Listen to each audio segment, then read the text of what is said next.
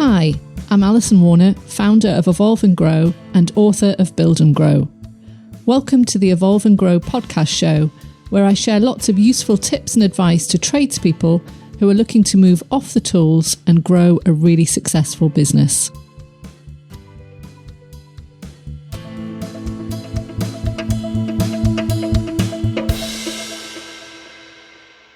So I'm delighted today to be joined by Jordan Farley of Artisan Electrics. Jordan, by the title, as it suggests, has an electrical business. After qualifying in 2007, he then took over the family business, which he sold, went off volunteering for a few years, and then came back in 2016 and launched Artisan Electrics. And 2016, the same year, he launched his first video on YouTube. But in 2018, the social media side of the business really started to take off. And in effect, he kind of now has two businesses, one being the electrical and one being a social media business. He can boast 125,000 subscribers with over 1 million views a month on YouTube and 22,000 followers on Instagram. So welcome, Jordan. Delighted to have you on the podcast show today. Thanks, Alison. Super happy to be here. So we were just talking there about your career and how you started out. Can you think back to when you launched Artisan in 2016? So not a million miles away. What was your vision for the company back then? I don't think I really had a vision. It was just sort of, I needed to earn some money and I had a skill that I could use. So, because we'd been away volunteering for a few years, so we were literally starting from scratch. But I suppose what I did have as a vision was I wanted to incorporate the lessons that I'd learned from my previous business and try and start this one with avoiding some of the previous mistakes I'd made and sort of start off on a better leg than I did before. Because as you can imagine, when you inherit a business, you inherit the good and the bad of that business. Whereas if you're starting from scratch, you can start with all those lessons that you've learned previously in mind. So for us, the sort of vision, I suppose, was just to offer a really high quality service, 5-star customer service. Our strap line is 5-star electricians, because I knew from my previous experience that there was a big need for just electricians who do what they say they're going to do, turn up on time, do a great job, communicate properly with customers, all these kind of basic customer service things that unfortunately a lot of trades businesses fall short on, or the trades in general have a reputation for falling short on. And I really wanted to kind of set that bar high, and we've grown the business with that in mind, really, as the key vision, I guess. So I'm intrigued. You say you wanted to avoid some of the, I don't know if that was the exact words, but you said learn from the lessons of before. What sort of things did you not want to repeat? What were those lessons? I suppose one of them is just like avoiding certain customers that are just nightmare customers, and you only learn that from having a few bad experiences along the way, I guess, non-payers or people who want everything done for nothing, and they're, awkward customers. They mess you around. They're very demanding. Over time, I think you can gauge that kind of customer when you first speak to them, and then choose not to work for them. And I think before I was a little bit naive in who I chose to work for. So I would sort of say yes to everything and then regret it later. Whereas now I'm a lot more selective in the kind of clients that we take on. Okay. And the YouTube thing, how did that come about? Because 2016, I'm trying to cast my mind back. YouTube wasn't probably as big as it is today, I'm guessing, but still one of the major platforms. What made you decide to put a video out there, and what video was it? Yeah, I've always loved YouTube. I've found it a fascinating place to learn about stuff. And so when I set up Artisan Electrics, I just set up all the social media pages to claim the name Artisan Electrics. So did it on Instagram, did it on YouTube as well. And then I think the first video I put out was actually just still on the volunteer project that I was just finishing up there was this light fitting that we found and it was full of water. So I took the cover off and all the water poured out, and I videoed it. It was just like a bit of a shocking kind of find. I think it's still only got a couple of hundred views to this day, but that was my YouTube debut, I guess. And then after that, probably one of the next videos that I posted was just a little tip that I thought might be helpful to customers. So basically, we used to always get phone calls from customers, especially in when the colder months were starting to set in, where their immersion heaters weren't working and they didn't have any hot water. And inside the immersion heater cover, there's this little thermal cutout button. You press the button, it resets it, and then it works. So I used to end up going out to these customers and just pressing a button and then having to charge them a call out charge or whatever. I'm feeling a little bit bad because it was just a tiny little job. But I thought, you know what, I could just make a video about this and send it to people. And then if that doesn't fix it, then I can come out and look further into the problem. But it would be a good way of offering some kind of valuable service to customers. And I did that, and that had sort of over 100,000 views. And it was obviously very beneficial. A lot of people, oh, thank you so much. That was really helpful. It's fixed my problem. So I did that. And then I just thought, well, I'll share some of my work, so any little interesting jobs that I did, I thought I'll just film it and then put a video about it, see if anyone's interested. And then those videos, electricians started watching them, and they'd be saying things like, oh, that's interesting. I wouldn't have thought of doing it that way. Or, oh, I would have done it like this. Or, oh, thanks. It's really interesting. I'm just learning I'm just doing my course to become an electrician. And this is really helpful to see how people do their work. And it just snowballed from there, really. Just more views, more people showing an interest, made me think, okay, I'll do another one. And it really snowballed from there to the point where kind of it became a bit of an addiction, really. Like, I had to post 3 videos a week, and it was like, it became a bit of an obsession. And so you started out really to help your customers, which I think is a great place to start, actually, rather than trying to sell. And then it ended up reaching other electricians. Do you know your audience now? Is it a mix of both consumers and electricians? Yeah, it is. It's a real mixture. I think our core audience who watch every single video are mostly electricians who, strangely enough, want to watch another electrician working after hours. But I think it's because we offer like tips and we showcase like interesting and new tools and things like that. So we try to make every video come away with our audience having learnt something. We call it edutainment. So it's entertaining. We try and make it lighthearted and fun, but also you come away feeling like you've learnt something and help you to improve yourself and what you do. So a lot of our audience is that, but also a large proportion of our audience now are customers or potential customers. In fact, just to give you the statistics, 41% of our leads for electrical work come through YouTube. Wow. Now. Okay, interesting. So presumably it's helped you grow your electrical business. And we were just talking before, weren't we, around recruitment, which is such a topical area anyway for trades, but even more so at the moment in the current climate. I'm intrigued how your social media activity has helped you with that. Yeah, it's amazing. It's a sort of a bit of a side effect, really. Never intended it, but what happened was, because we have an audience of people who follow us, they like to see the way we work, they like the company ethos and everything. We actually have built up a kind of audience of people who really aspire to work for us, because we've got a nice close-knit team, everyone's friendly, we do really nice high quality work, we have fun, we get on well together. People see that, and so they see that and they're like, wow, I'd love to work for a company like Artisan Electrics. So then when we need to recruit, like for example, about 6 to 9 months ago, we had a recruitment drive for some new electricians. We just put it out on YouTube. I literally did a little shout out in one of my videos, just so you know, we're hiring. Send us a CV and a short video of yourself to this email address, and we'll let you know if you've been shortlisted. And then we did a group interview. We invited few people who we'd selected out of the many who'd applied, and out of those we've actually hired 2 electricians who are now part of our team.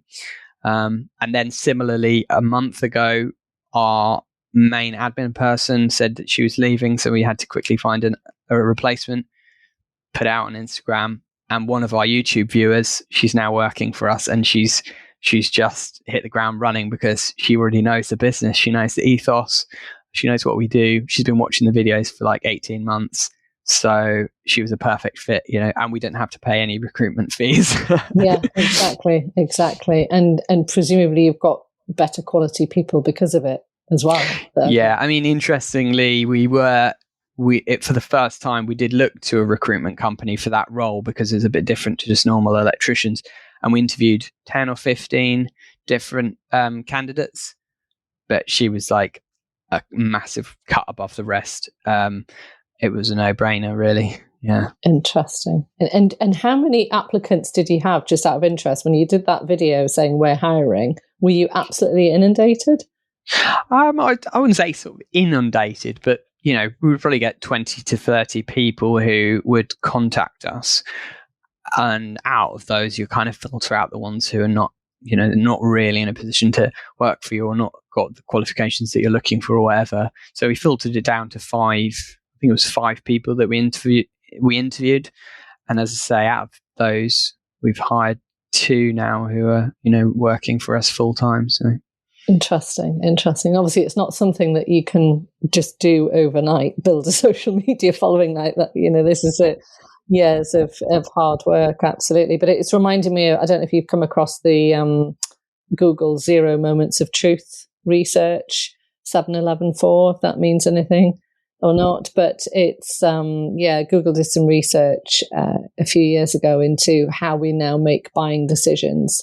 And they found that you needed to have had 7 different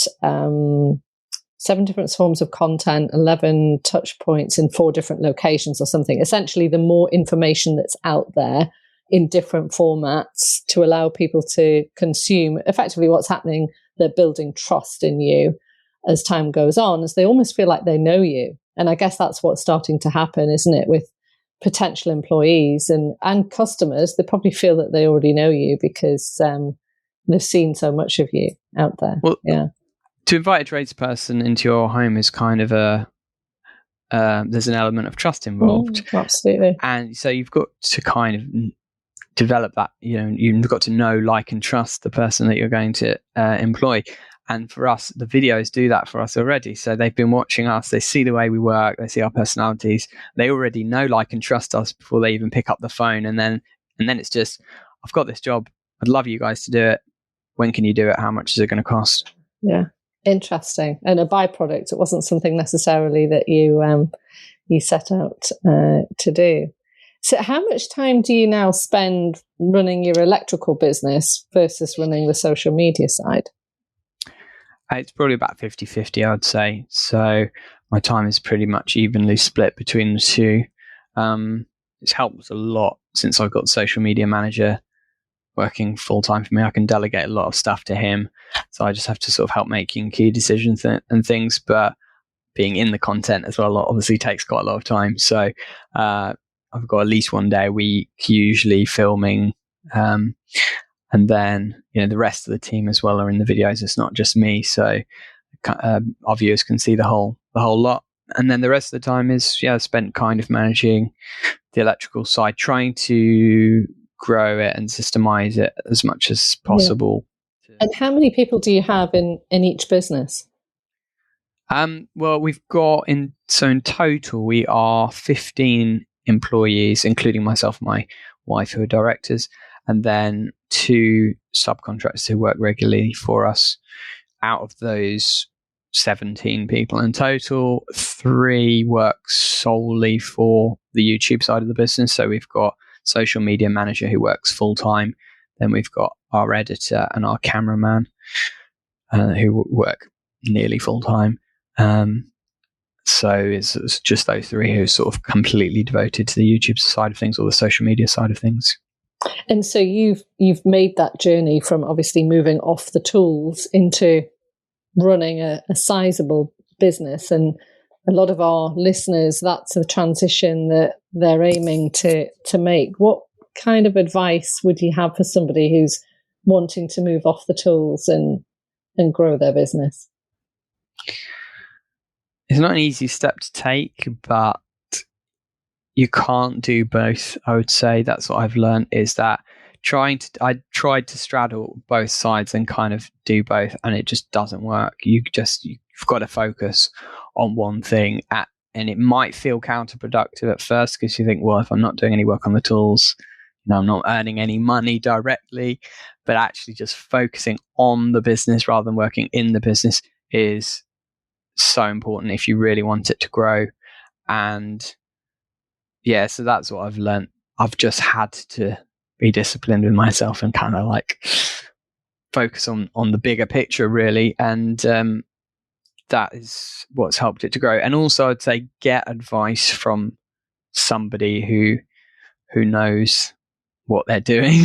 Because if you're doing it for the first time yourself, it's like, I've got a business coach that I work with, and that's helped me massively to just focus on the most important things. Because if I was doing it on my own, I think I would have given up so many times already, or I would have just got distracted and been focusing on the wrong things. So it's great to have somebody to kind of coach you and help you to refocus each time on the big things that you need to figure out in your business, so that you don't get sidetracked by the small things and everything kind of collapses. Yeah, it's pretty painful trying to work it out yourself and doing it it's a bit like me going out to, wire a house or something. I wouldn't know where to start, and that's what we say. It's better to learn and avoid those mistakes if you can. So I wanted to talk to you about how you're on the electrical side of the business. How are you adapting your services and responding to the increasing demand for greener technology? Personally, I've always been of the mind that every year I want to do a course to educate myself, to upskill myself in some way. So I will book myself on a course each year to learn about the latest technology in the electrical industry. So like last year I did, I suppose it's not the latest, but the latest one that I want to learn about, I did the solar course last year so that I could become fully qualified to install solar photovoltaic systems. Probably the year before that we didn't do anything because of COVID, but the year before that it was the electric vehicle charging thing, which has been, that is more than 50% of our sales now is electric vehicle charging. And again, that's because we've carved ourselves a niche via YouTube, becoming kind of the first people to show our work on YouTube in terms of electric vehicle charging. So I love it because it's exciting to learn about new things. The next thing we're getting into is battery storage to go along with the solar stuff, because we're seeing massive demand from that. And it's all about, just keeping up to date with what's going on, the latest stuff, and educating yourself, and then kind of showing what you can do to other people and getting into it, really getting started with the work. It's always a tricky one, really, starting a new service, because there's always going to be that first job where you're basically doing it for the first time and you're kind of learning as you go along, even though you're qualified technically on paper. But it's just about giving yourself enough time to do it properly, do a great job, learn from it, and then incorporate it into your business. Well, that is basically what I've done. Like the solar, we did our first solar install a couple of months after we did the solar course. And what we did, we just got another very experienced solar installer to come with us. And we did the job together. And we filmed the whole thing. We put it on YouTube. And now we get like 10 leads a week, just people asking us for solar panels just off the back of that video. We could start a whole solar division of our business just off the back of that video. We don't actually have the manpower to do it at the moment, but we are working on that. Yeah, even more so with what's happening with fuel prices, I'm sure, and it's going utilities. crazy at the moment. It is indeed. Absolutely. So what would you say the biggest challenges are in the industry at the moment? Would you say it's recruitment or something else? I know that a lot of people are struggling with recruitment. There's this, I think they're calling it the Great Resignation or something that's happening. Like, a lot of people are kind of changing jobs, and there's just a lack of skilled, qualified people out there, it seems. That creates other issues as well. We have this thing in the electrical industry we call the race to the bottom, which is basically where it seems like a lot of contractors are just trying to compete on price, not quality, and they're forced to cut corners in order to make any money, basically. And the issue that creates for contractors like us is obviously there's a disproportionate difference in pricing, because to do a really good job takes a certain amount of time, skill, a good team, which costs money, and you can't do that for nothing. So, we get customers who are saying to us, I don't understand, why is your quote 3 times what, Joe Bloggs down the road's quoting me? And for them, they're just looking at what the result that they get, the lights work or whatever, but are they safe? Have they been neatly installed? And unfortunately, there's a lot of that going on in various parts of the industry. It's happening in electric vehicle charging as well, where all these companies are offering, we'll throw a free charging point in with your vehicle that you purchase. And, so they're offering peanuts to the installers, and the installers are just chucking them in as quickly as possible. Bad quality installs are happening. Customers don't necessarily know the difference. All they know is it works, and it costs me 200 quid rather than 1,200. Yes. Yeah, well, you've hit the nail on the head there, isn't it? The customer doesn't necessarily know the difference. And I think that's, you find it, as you probably know, in other trades as well, certainly in the building trade, the plumbing trade, is because customers don't perhaps necessarily appreciate the skill and respect the industry as perhaps as much as it should be respected, then they just look at it on price.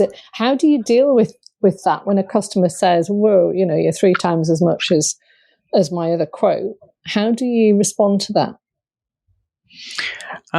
Depends on the customer, the way that they say it. If they sound like they might be able to be convinced, then, we'll tell them why we are what we are and what we do. But ultimately, if they're just looking for a cheap price, they can go somewhere else, because that's not what we're about. And we try to avoid the customers who are just shopping around, because they tend to be the customers who are a bit of a nightmare to work with. And again, the lovely thing, we're very blessed really with the YouTube channel, because we have customers who they want us because of the quality of work that we offer, and price is not so much of an issue. So we've got a really great customer base from that point of view. And so we don't really have to kind of quibble over pricing and stuff like that with people. But yeah, you just have to stick to your guns, really, because if you start discounting, you end up shooting yourself in the foot. And in order to grow a business, you have to be profitable. Absolutely. Which means you have to charge the right amount. Yeah. And so this is another thing. After recruitment, we often end up talking about attracting the ideal client. And it sounds as though your social media following is enabling you to do that.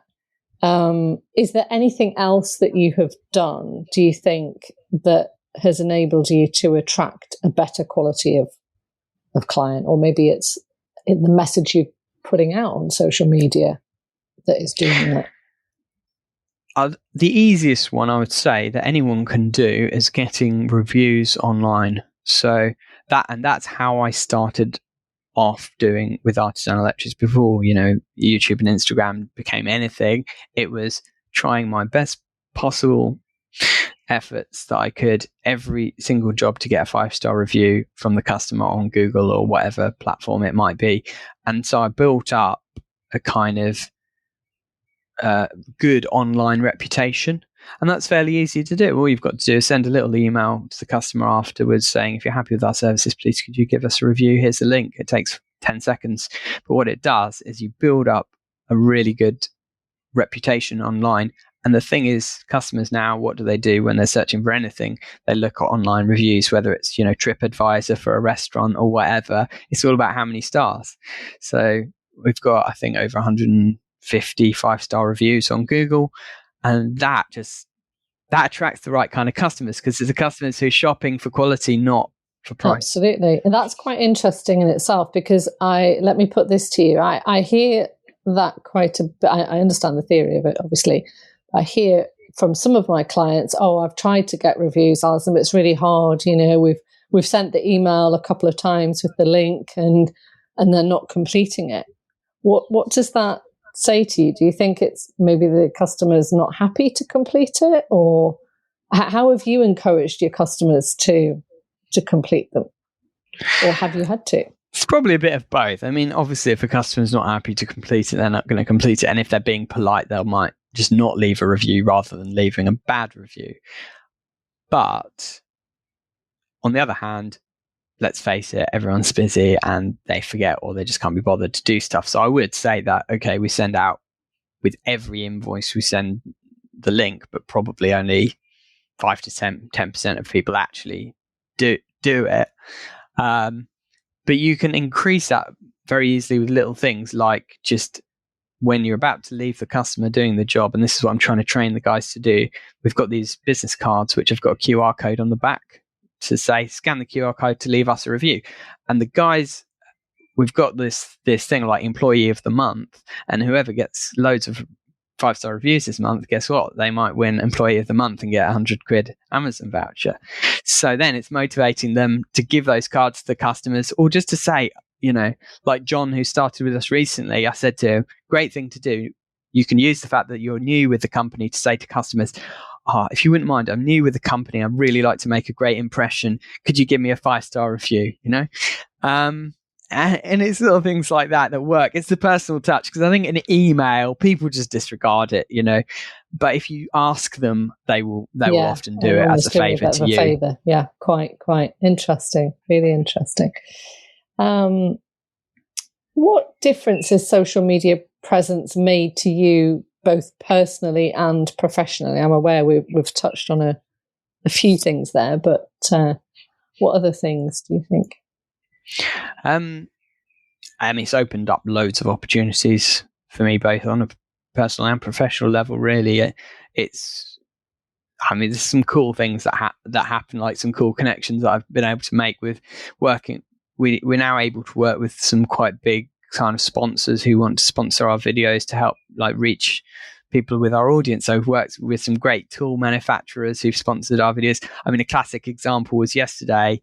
I was able to give loads of amazing tools to our apprentice, because one of a tool brand reached out to us and they were like, we'd love to, get a bit of promotion on one of your videos. Can you do a sponsored video for us?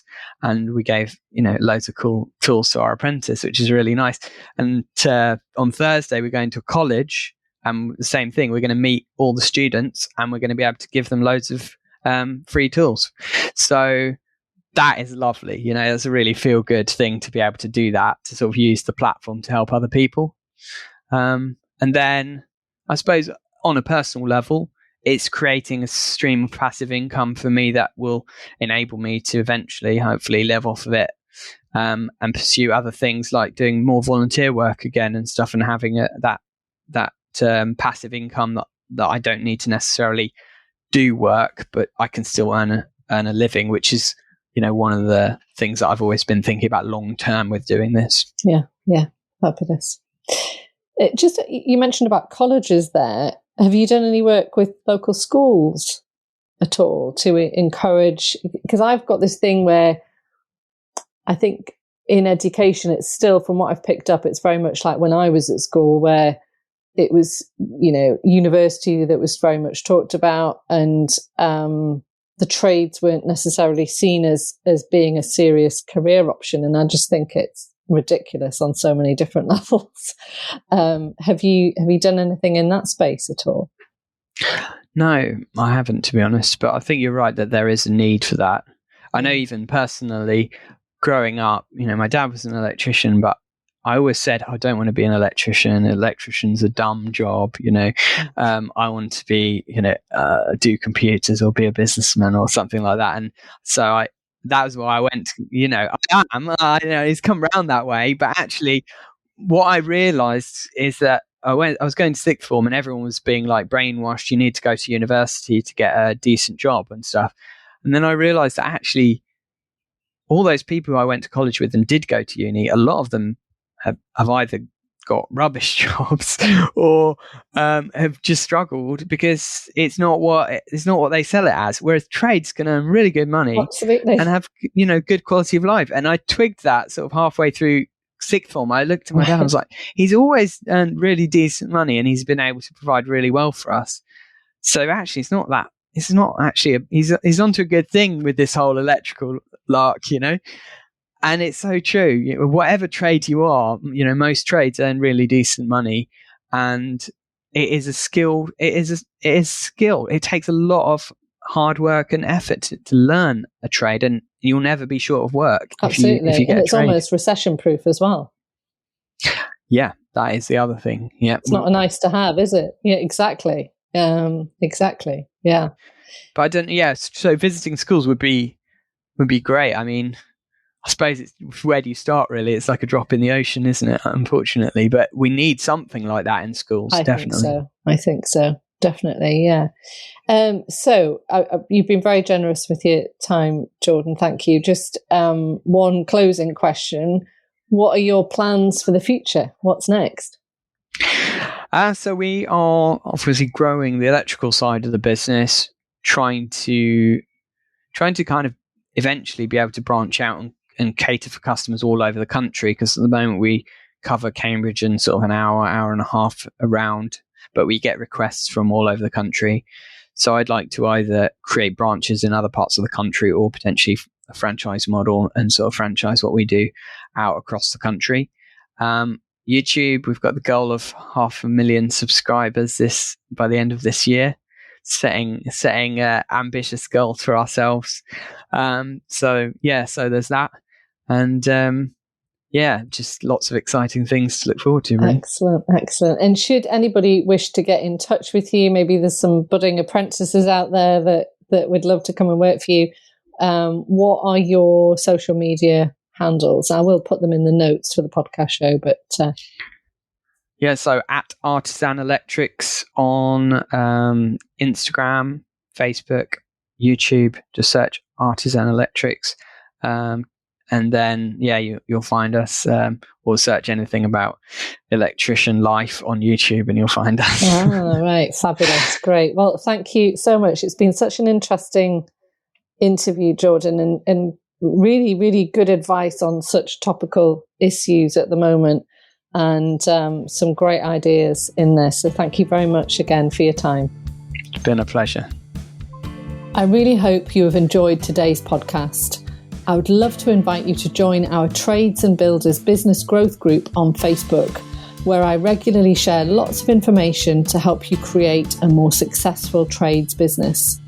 You can also order a copy of my book, Build and Grow, which is available on Amazon.